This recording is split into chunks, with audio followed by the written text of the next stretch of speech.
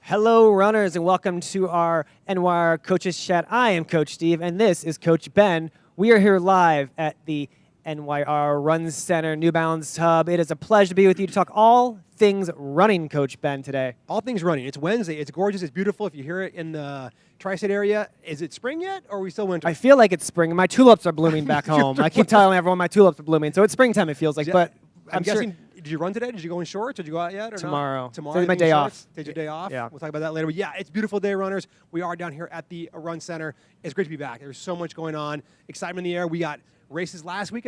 We have races coming up. We have virtual races going on right now. I think there's an application period open for something big, something in November maybe. Busy at NYR. It's busy at NYR. We got a lot of stuff coming up in March. I think there's a little race we got in March coming up too, Steve. So exciting times. Always happening. That's right, guys. And if you're tuning in maybe for the first time, if you have any questions for us, training questions, race questions, put those in the chat below. We will answer those throughout the show. Ben did mention we had a race last weekend. We had the Gridiron race in Central Park, a 4-mile loop. Ben, I know you were there. I was there. How was it? It was beautiful. It was really a great day. It felt very spring-like. There wasn't much wind. I think we had almost 50,000 runners. Ooh.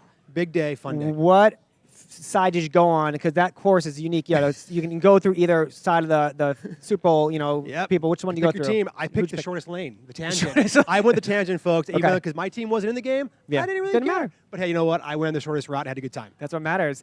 So like I said, guys, any questions you have, put those in the chats. Also, this week starting is the NYRR virtual Black History 5K. If you would like to run that, you can take that anywhere you want in the world. Sign up now for that. It's a fun 5K distance, so if you're looking to get into those virtual races, it's a good one to try and start up. You can sign up on our website and get going on that, Ben. Yeah, exactly. Go on the website there, get all that signed up. I think there's other races up there. I think our T2 races are open, so if you want the in-person races, jump on those as well, folks, because they are. Jersey 5K. Jersey 5K. Jersey for that one. Yep, I signed up for the 5K in Jersey. If you want to go out to New Jersey, that's a great one. That's actually, I think it's Cinco de Mayo weekend. Yep. Always fun to get out there, and it's always a good training race to get out there. But yeah, if you got races on the mind, get out there. I know a lot of people are racing right now. We have a lot of new runners racing. So again, like Steve said, maybe you ran this. If you ran the Gridiron, let us know how it went. We'd love to hear how your experiences were, because again, people are getting out there. You're training hard. You're racing. You got goals. Let us know what they are, folks. So our first segment, we want to talk to you guys about race day etiquette. We have been to tons of new runners out there. You might be unfamiliar with how races go, especially at New York Road Runners. We want to talk about what we kind of look for in runners, how to stay safe out there, and how to make sure everyone has a good time out there, Ben. So one thing, the first thing I want to talk about is making sure you pay for your spot. This might sound obvious, but make sure you don't go out there and bandit the race. You're not using an old bib out there. Make sure your bib is your bib. We don't allow bib transfers at NYR, and that's mostly because we want to make sure that all the stuff that relates to you and your bib number and your emergency contact is assigned to you. So if I gave my bib to Ben and Ben had you fell and you hurt your head and you're passed out, they're going to call my emergency contact, not Ben's, because they think I'm running for you. Yeah. So make sure your bib is your bib for the race and you have paid for your spot, Ben. That's a great call, Steve. And more importantly, make sure with the bib you have on, it is yours, and then you're in the corral you're supposed to be in, folks. Or maybe if you're not racing, you go back a corral or two. We all want to be courteous. That's the bottom line. As Ray said, you want to be courteous to those around you. Whether you're racing, whether you're running, whether you're training, always put yourself in the best position for you on that day. You may be racing it. Yeah, be in the corral. If you're in Corral G, get in that corral.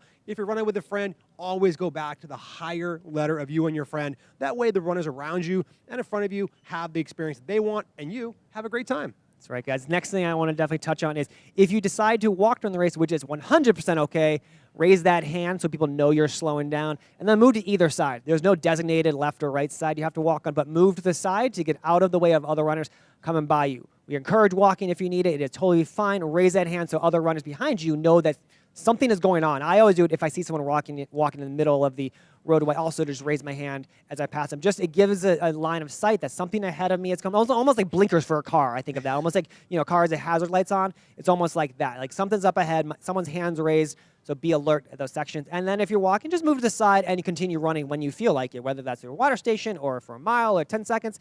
Move to the side so other runners can go by safely, Coach Ben. The safety of everybody out there is always great to do. Next up, when you're running, we always want to run with a friend. Maybe I'm out there with Coach Steve. Maybe you have a friend as well. Try not to run more than one or two abreast. As people know, sometimes our courses are a bit narrow. I know anything in the parks we have, there are areas that are narrower than others. So always be courteous of those around you. Trying to get 3, 4, 5 wide. Always do that. Run 2 by 2. I always say if you know who Noah's Ark is, do that. It's easier. It's safer also. If you are 3 abreast, just be courteous and be mindful of those around you, because people may be racing, maybe you're not.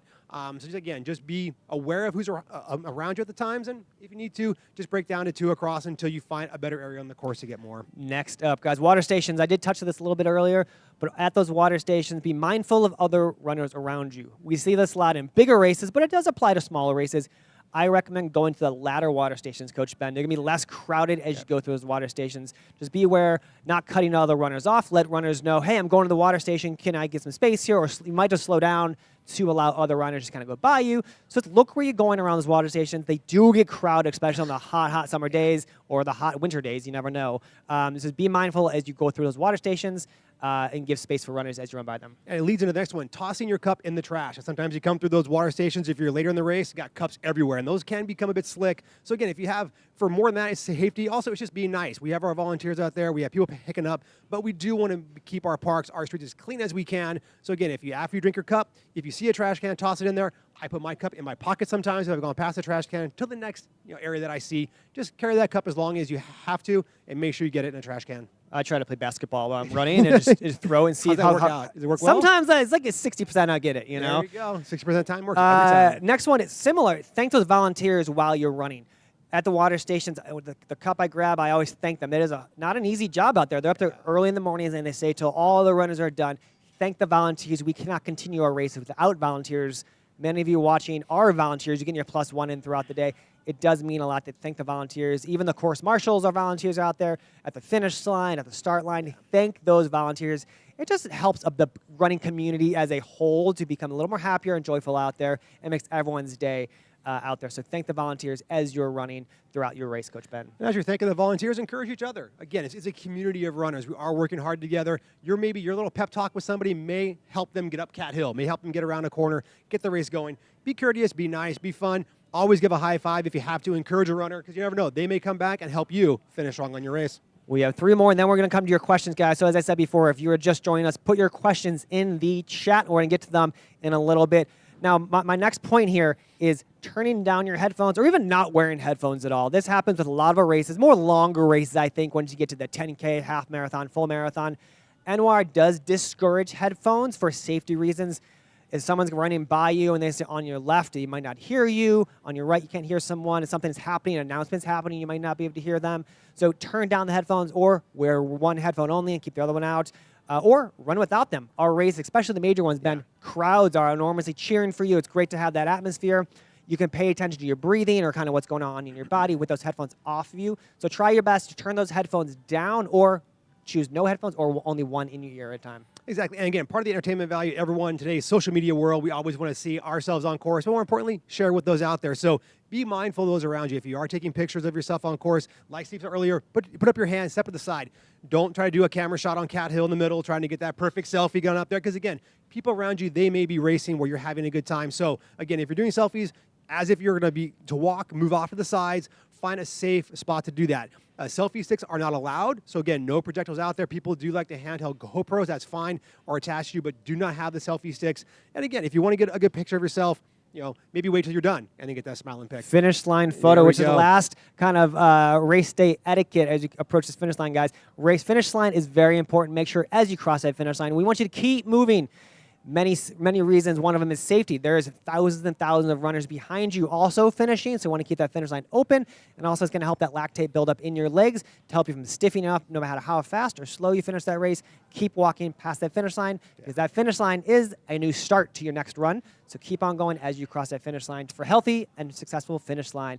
We're going to jump over to a next segment for runner questions. And a lot of these questions, first off, are pre-submitted questions. I want to take those. And guys, as you watch this show, any live question you have, put those in the chats because we want to take those. Christina, what do we have? All right. First question. Does height play a role in running success? Does height play a role in running success? Me and Ben were talking about this question earlier. I love this one.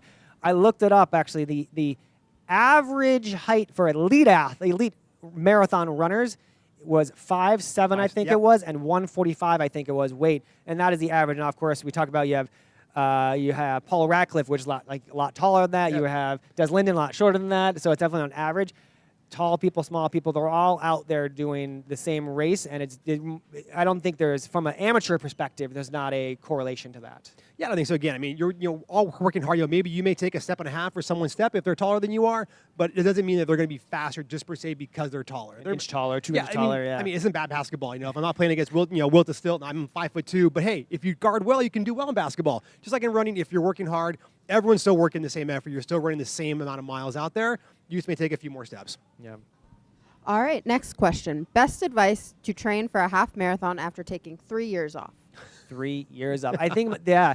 I'll take a stab at this Go for first. it. I love this question because I took a lot of time off during the height of COVID. It wasn't 3 years, but start where you're at now. One thing you're going to start to do is kind of comparing yourself to 3 years ago. You're going to say, well, my time was 9 minutes per mile. I could easily run 10 miles at a time, whatever the running world, however you could put that back to where you were before. Start where you are now. That might mean run walk. That might mean you can run a mile and then you're done for the day. You're going to start where it is. Start with the joy of running, coming back to it. So get out that door is the hardest part, and then not comparing yourself to where you are now. Also, look at your gear. Make sure it's fitting you properly. It's not too tight, too loose. Make sure your shoes are still intact. Get the right gear like any runner would. But once again, comparing yourself to where you're now and your future goals, not to where you were 3 years ago or 4 years ago. Spot on. Love it. Boom. Nice All question. right, we have a Florida runner that's running the United Airlines half, and they were wondering how hilly is the course going to feel? Yeah, Steve and I were actually talking earlier, Florida's not known for hills. There's not for any high peaks down there, so anything that's going to be different than that. The United Airlines NYC half course is not flat. It does undulate quite a bit. There's a lot of ups and downs. So while you're not going to be climbing Mount Everest out there, you will be having to go up and down a little bit. So if you are in Florida and you're training treadmill, go up on the incline. If you have parking garages in your area, any bridges that you may have, you do have to cross the Manhattan Bridge as part of the United Airlines NYC half course. It is a spectacular view. It's a gorgeous view, but it is a bridge. So our recommendation, if for runners out there who maybe don't have hills to work on, if you're running on a treadmill, maybe the incline a little bit will help for sure. If you have parking garages going up and down, obviously safely, don't do it during rush hour when people are parking in and out of there, but that's also a good option to get in that hill training. All right, and we have Dennis Batista tuning in from Dumont, New Jersey. He's training for the 5 Borough Series, Jersey. plus Berlin and New York City Marathon. So he's hoping to stay healthy throughout, and he's the first-time member of the New York Running Coaching Lab. Nice. Welcome. Thank you for joining the coaching lab. All right, let's do the next question. What's the best way to get faster? Ooh, I like this question. Call an Uber? is that not a proper answer? Not the one train. Okay, no. okay, gotcha. Best way there's a lot of different ways. The easiest, I say easy, but it's not easy, is add some speed work to your training program. So that's a hard workout. So you can think of it as your casual run and just a little bit faster on various days throughout the week. That's the easy way to start it. There's a lot of apps or training programs like the NYRR Coaching Lab will do that for you. That'll kind of guide you on that. They'll give you specific workouts because it does matter if you're training, if you're trying to get faster for a marathon, there's different workouts than getting faster for a 5K. So you'll target different muscles, you go different distances. So figure out what your actual goal is on this. If you're just looking to get faster in general, go to your local track, find a local club, and do some speed work with them. Or once again, there's many apps like Coaching Lab and a lot of other ones that'll give you specific track workouts or tempo workouts. You want to do those you can do them 2 times a week at max probably. Start with 1 day a week, maybe every Tuesday. You're going to go to the track and run a little faster than you normally would on a casual run. You'll see the gains pretty quickly just by doing that. And as you get comfortable with your leg moving that fast, you can implement different types of workouts into those speed workouts. Yeah, and it also sometimes it's good to run slow to get faster. Take the easy days easy. Yep. As Steve said, your hard days are going to be hard. You're doing those speed workouts, you're going to need it. So on the easy days off, take care of yourself. That will help repair the muscle work that you did. So while you take those hard days hard, take those easy days easy. All right, do you guys have any good exercises to help calm shin splints? Shin splints. Shin splints are the worst. I mean, I know there's all kinds you can do, like you can put your foot up against the wall and kind of lean back in. There's usually some calf issues with that kind of stuff. So if you go online, there's a lot of exercises you can get out there. There's a lot of strength in the calf you're going for. There's like the wall lean where you put your foot against it and you kind of lean back on that. I know that's a popular one. You can have your foot go back and do like a backward lunge a little bit. Yeah, I'd say make sure that your shin splints, I'd say make sure that your shoes are new-ish, because a lot of times you get shin splints. New runners get them a lot, or returning after 3 years of running. Those muscles aren't strong, so make sure your shoes are new-ish, have no more than maybe 200 miles on them. Soft surfaces are really good if you have shin splints and you're kind of coming back. So treadmill, track, or trails are really good for coming back. Uphills are going to actually be beneficial in a sense. They're going to target that area a little better. Ben said foam rolling, so foam roll that calf is actually going to help. And taking time off will also help, unfortunately, and slowing the pace down. A lot of times just going, instead of going your 9 minute per mile, which is usually your easy pace, maybe today is going to be a 10 mile because you don't feel it. So as long as you don't feel it out there, you're okay. And sometimes that means bringing the intensity down and also lowering the amount of days per week you are running. But as always, we are not doctors. We do not have white lab coats on. Please check with your PT doctor and make sure you have shin splints, because it might be something else going on that we don't want to make worse because of some of the common shin splint practices that we've told you. So check with the doctor first. Blood boost service announcement. Like it. All right, and then last question before we go into the next segment. Is going whole food plant-based beneficial for runners? Yeah, it's an interesting question. I mean, this is one of the questions that we had pre-submitted. The benefits of a whole food plant is the nutrients you're getting will help with inflammation, will help with repair. So there are a lot of benefit to plant-based. But again, as Steve said, we're not doctors. We're neither dietitians or nutritionists. So make sure that any advice that we give you is more like just a general. So you do want to go talk to somebody. If you are changing your diet, there will be some possible intestinal type stuff that you're going through. So be careful with that. As you go through, you want to check with that kind of stuff. So changing your diet, be smart, and be safe out there. Talk to a dietitian for sure. But some of the benefits you can get out there are, will help with inflammation, will help with muscle repair. But again, we're not dietitians. I eat meat, but I like that kind of stuff. But take care of yourself. Love it. Thank you guys for all the pre-submitted questions. If you have any questions and you just tuned in now, please write them. Sorry, there's something going on in the background. Write them in the chat below, and we will come back to them in a little bit. But I do want to end. Next segment, I want to talk about products that we just love as coaches and runners, because there are many things out there that I think are necessities. We all love a great pair of shoes, but there are things, shirts, staying warm out there, staying cool out there. But what we go to as coaches, and coaches have worked with many different athletes, we're certified in many different types of certificate programs, and how they relate to us. And my number one thing before I head out the door in any run, and even at leaving the house, but running specifically, is my Road ID. Now, Road ID is a company, they produce safety bands, kind of, you can call it if you've never seen them before. I own my watch. People put them on the shoes. They have your emergency contact information. They have your name, your blood type, any medication you're on. So if something happens to you out on the run and you cannot speak, or for whatever reason, you have your emergency contact on that. So if this is good if you're taking, once again, you're diabetic, you have certain medications, you have that contact information. So if you end up in the hospital, you can find those things are known to the hospital staff right away, and then call your emergency contact, because sometimes you might not be able to speak. So I find that invaluable for all runners to have on you when you head out the door. Exactly.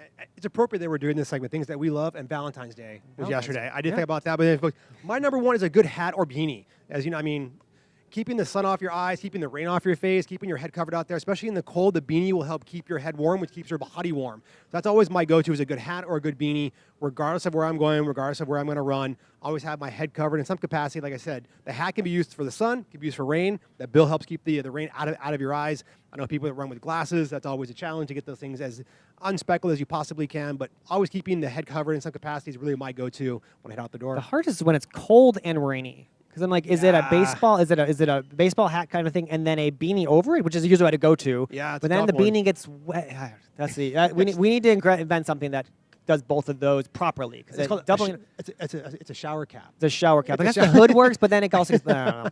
That's whoever New Balance working on that. There we go. My next kind of go-to thing as a runner is a resistance band. So falling off the rails. The resistance band I use.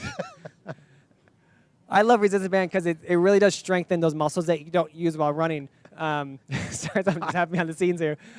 Those resistance band use to strengthen those muscles that you don't really use running. So it stays healthy out there. You can get them in different types of strength. So some are pretty easy to stretch across, some are pretty hard to stretch across. And you use those monster walks. You can use toe raises with those. Yeah. I use those 2 times a week to kind of keep those areas nice and healthy for when so hopefully I avoid any injuries by using those. Absolutely, because again, we want to be injury-free, right? Yeah. And we also want to be anti-chafing. Nothing says ruins a good run quicker than chafing. I don't like it. Because that post-run shower just does not feel quite as good. There's all kinds of things you have to worry about. So yeah, my next go-to, regardless of the time of year, is good anti-chafe cream. Any kind you body glide, there's Vaseline. There's a tons of them out there that you can use. Try them out, because again, you do not want to finish up your run, hop in the shower, and go, wow, that burns, that hurts. That is not a comfortable. Steve and I were. Steve Talked showed about me that before. Yeah, Steve showed me a story that we've all felt. I mean, any guys out there and women out there. I mean, I know the first marathons I did. You know, a woman was running by me and her sports bra was chafing under her arm, and I could just see the discomfort she was in during the race, let alone afterward. Put the anti-chafe cream on. It's easy, it's cheap, and you'll thank yourself later. My next one is similar to the resistance band, but a foam roller. We talk about this with the shin splints. Foam roller is my go-to, and I use it when I'm healthy and when I'm injured. And I use it almost once a day, or at least after every run, and it could be 5 minutes. And I use that because if I use it 5 minutes after every run, those 5 minutes, while it might be quick on every type of muscle, I'm going to notice, oh, that knot wasn't there in my last run on my calf. Oh, this small knot, but I noticed it. Unlike if I use it once a week for 20 minutes or the longer time, I'm now noticing a week later. So if you use it almost after every run, and it's quickly, you're going to notice that knot's there. I'm going to spend more time on this knot in my calf or my quad, and then by the next run, it might be gone, or 2 runs going to be gone. Instead of getting a bigger knot, now it's going to take longer to get away. So every time you have an opportunity to foam roll, every run afterwards, 5-10 minutes, you can be done. Don't need to use any more than that.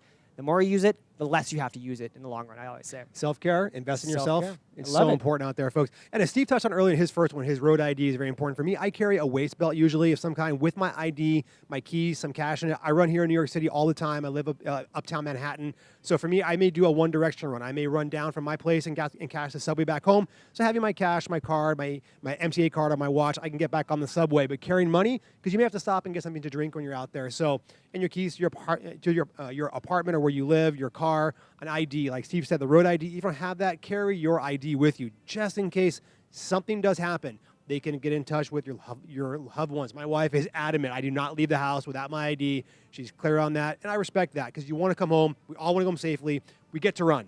We get to run, and so the things that Steve and I are talking about today, it's important because we get to do this. We want to do this. We want to enjoy doing it. So any questions, maybe drop in what your favorite thing is. Maybe we missed something, didn't think of something, so runners, drop in maybe what your go-to is. Love to hear some different ideas, but I think we got some more questions and shout-outs coming at us. Let's do it. All right, we have Larry who had an open heart surgery in April, and he's keeping it nice and easy like Please you guys do. suggested, but he's excited to start running a little bit longer paces. So, and then the next question we have is, what are some ways to help runners feel motivated? Motivation, I think, is a tricky thing because motivation can fade.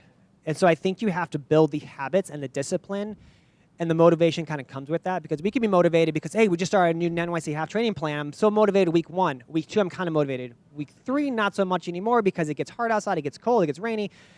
But discipline and habits will help you get that motivation. So I think get that habit of always putting your clothes out the night before you run. Let's say that's your habit, or it's, if you reach a certain goal, you do X, Y, Z to reward yourself for that for whatever that tangible goal is for you. Some people do like mottos or slogans for when they're running, which is it's form of motivation. Sometimes people run for charities. Maybe it's a Team for Kids over here. So that motivation or discipline is I'm raising money for XYZ charity. That's my discipline and motivation to get out the door because it means more than just my own self-run. Yeah, and you mentioned, joining a group, accountability. I think that's a big one, folks. If you have a running club, running group, NYRR, we have group training, but in your neighborhood, in your area, look for a running group. Have the accountability to get out the door will help keep you motivated because then you're not going to be by yourself. Your weekend long runs, the speed work that Steve talked about earlier, if you know you have someone meeting you there, a friend meeting you there, that can be enough to get you out the door, but then get the most out of those miles. I've done virtual meetups where I know we'll run both at 9 a.m., but I'm here in New York, and someone else, my friend in Chicago, is running. He's at 8 a.m., so we know we're both going to run at this time. So we're texting, I'm starting my run now. So we're virtually meeting up, but we just can't because of distance, which does help the motivation. Love it. Next question. All right, we have 2 more questions. How should I balance weight training and running in a way that I can excel in both? Yeah, again, weight training, if you've not done it before, be smart, be safe, because you don't want to overtax. It's an added stress to your body. So any kind of new stresses you add, you want to give yourself time to your body to get accustomed to that. This is also where you may want to get in contact with your primary care physician before you start a weight training type of program in addition to the running, because you want to make sure that your body can handle what you're going to be adding to that. Once you kind of get the clearance on that, sometimes just some simple body resistance work. Steve mentioned those resistance bands. They look easy, right? But man, they take a lot of 20 minutes of that? Yeah, it doesn't take much. I mean, you don't have to get in the gym and be doing deadlifts and major squats or major power lifts. Simple body resistance, just squats, lunges, planks, jumping jacks. Find online strength you can do at home. It doesn't have to be a lot. And more importantly, when you have your easy days, that's not the day to go to the gym and do legs. Because again, that's another stress. Your easy days should be easy. So in terms of the benefit, when you do your run on like your hard day, yeah, you're going to be fatigued. That's when you want to add in a little bit more strength work, a little more. Usually after I'm done with my longer runs or my harder workouts, I'll add in the strength work. That way on my easy days, I'm not having to do the extra strength work because I want to get I want to repair the muscle. And I will say, if you do decide to go to gym and you do some heavy weights, work with a certified coach at that. Most gyms have a personal trainer, and work on your form. Just like running, we have proper running form, and improper form can lead to injury. Same thing when you add any type of barbell or dumbbell with it. Make sure that form is proper so you don't pull any muscles or hurt yourself in the gym, which will then affect your running. Any questions, put those in the chat. I think we have one or two more left, but please put those in the chat. Yeah, we're going to take them throughout the day. Yep, we're going to do 2 more. How long before race do you taper? Some training plans call for 2 weeks, and some call for a week. Yeah, call for 1 week, 2 or 1 week, some say, they said? Yeah. Yeah, I think it's going to depend on the race and on your goals. So I'll speak in general terms. Generally, if you're looking at the United Airlines NYC half or any half marathon, generally you'll see a 2-week taper. If you're looking at the TCS New York City Marathon, generally you have a 3-week taper. Now, different athletes will take that 2 to 3 weeks and scale it differently. Some might do a 1-week taper because they know their body. They've done this before. Maybe they have a different goal race. That's maybe NYC half is not the goal race, so they'll do Brooklyn's their goal race. This is a training run for them, so that's why it's a shorter one, but they still want to put an A effort in. So it's going to depend on your experience. Your age is going to matter too, because younger people just recover faster than, as we realize as both of us get older, it takes us longer to recover. That's hard to, thank you. I know, right? And your experience is going to matter in that recovery process. So you will see on average 2 weeks for a half. Some do 3-week tapers, some do 1 week. No more or less than that in marathon. Some do 4 weeks for a taper, some do 2 weeks for a taper. But on average, you'll see that middle number for most runners. Yeah, just be smart, be safe. You want to get to the start line healthy, right? Yeah, exactly. All right. We have a question asking how you are doing, Coach Ben. How am I doing? I am doing fantastic. You saved the question for the end, I guess. Know, yeah. You got to make sure we're doing great. I'm doing fantastic. Thank you so much for asking. You know, I get to run, and that's the beautiful thing about it. I get to be here with Coach Steve. We're excited to be back here in the Run Center. You know, it's been a long haul to get back here, but this is fantastic. I don't know. I mean, this is fun. I mean, we get to ask I'm good questions. too, just so you. Yeah, Steve's good. Everyone behind the good scenes too, is good. I just mean, so you you have know. no idea what's happening behind the camera, folks. We are all good. It's Wednesday. It's beautiful. Thank you for the question. And then finally, if you have any questions, put in the chat. But our bell lap, guys, our bell lap's where we take one quick injury prevention and toss to you guys. Guys, cross training is super important for all runners, especially when you are healthy. Most runners think cross training is important only when injured, but think of cross training, elliptical, swimming, cycling, rowing. Get in the habit of doing it when you're healthy so that when or if you're injured, you're not taking on something new. You're already in the habit of rowing twice a week. Now you have to do it 3 or 4 days a week. Same thing with cycling, just adding it to your week. It's also going to work different muscles. You also aerobics, so you get the heart rate up without any impact to your body. So do it when you're healthy. So that way, when you're injured, you're not adding something new to your week. Your regime. And also, I mean, when you come to cross training, think about your mind also. Think about your body as your mind. Take care of yourself. That could be meditation. It could be mindfulness. It could be a yoga out there. So it doesn't have to be anything hard. Sometimes the cross training you do is just taking care of yourself. That could be just sitting and focusing and taking care of you. And that's important also. Awesome. Well, that is all, guys. Thank you so much for joining us today. Hopefully see you at some races, and we'll be back with you next week with our partners from HSS. Thank you so much.